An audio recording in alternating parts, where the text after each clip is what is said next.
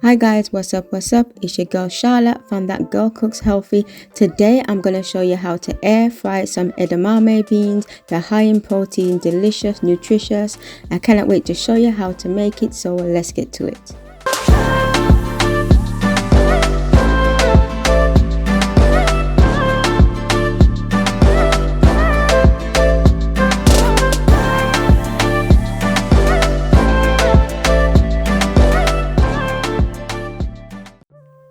So these are the ingredients that you're going to need. So you're going to need some edamame, I believe it's pronounced. So I apologize if I'm pronouncing it wrong, but edamame beans. So I have some of those in frozen. You can get them from most supermarkets in its frozen variation. You can also get them in pods. You can use the pods if you want, but I'm using the frozen version because they're very accessible and they are really cheap.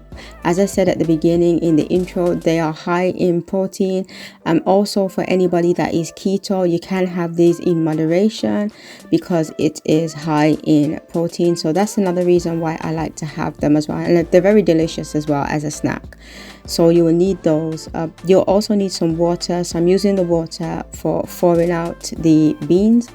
In terms of seasoning, so I have some nutritional yeast to give it a vegan cheese type taste to it.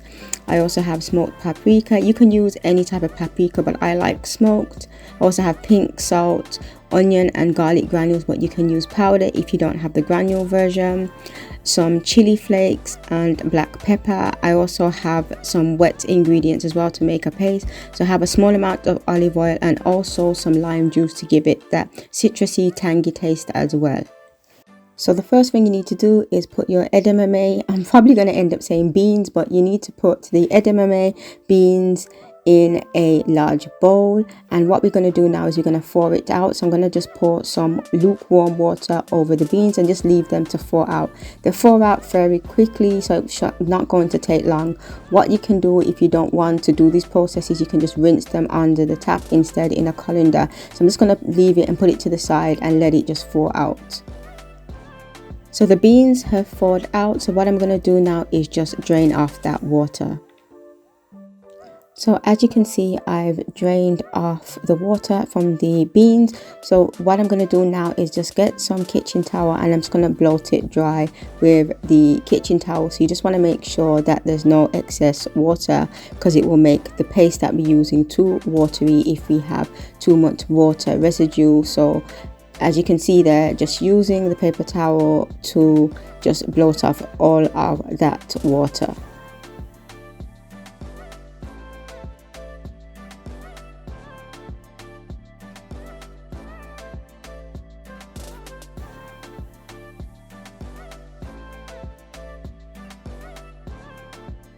So here I have my spice grinder. If you don't have a spice grinder, you can use a coffee blender instead. So I'm going to add my dry ingredients, so that's the nutritional yeast, along with the spices that I mentioned at the beginning. So I add both of those, or should I say all of those, to my spice grinder, and I'm just going to blitz it into a really fine consistency.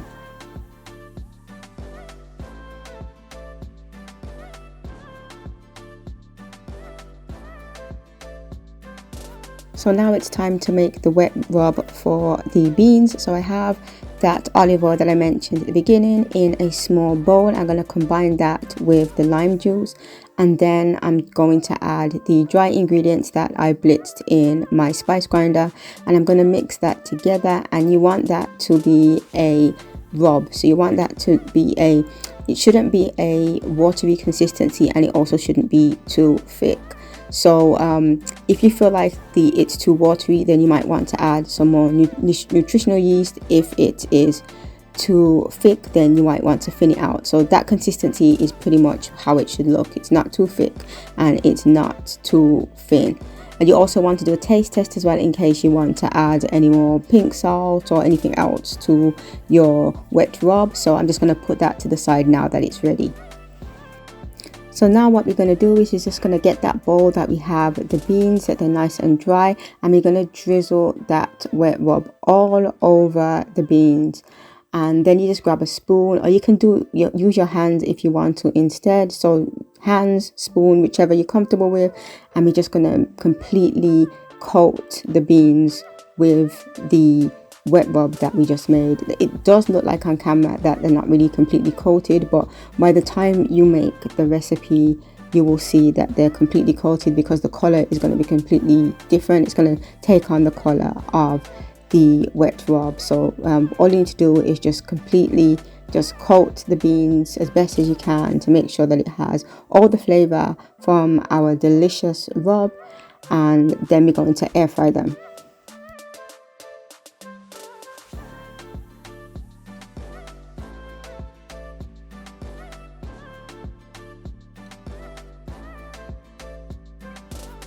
So I've lined my air fry basket with a liner. This is subjective depending on your air fryer and your preference, but I like to line mine. And then I'm just going to carefully lower all of the beans into the air fryer basket, and you want to spread them out because you don't want them to be on top of each other when they're air frying, because they're not going to become crispy that way. So just using the back of the spoon just to push them out, just to make sure that they're spread out evenly. And then we're going to air fry. I'll give you the directions in terms of the time. It takes about, say, 16 to 18 minutes, at least in my air fryer. It does depend on what unit you have. All of them, they work differently depending on the manufacturer. So mine took about 16 to 18 minutes, and also shook the pan. I didn't do that on camera, but I also shook the pan. So you just want to make sure that you shake the pan a few times when you're air frying to make sure that they're cooked and, you know, nice and crispy.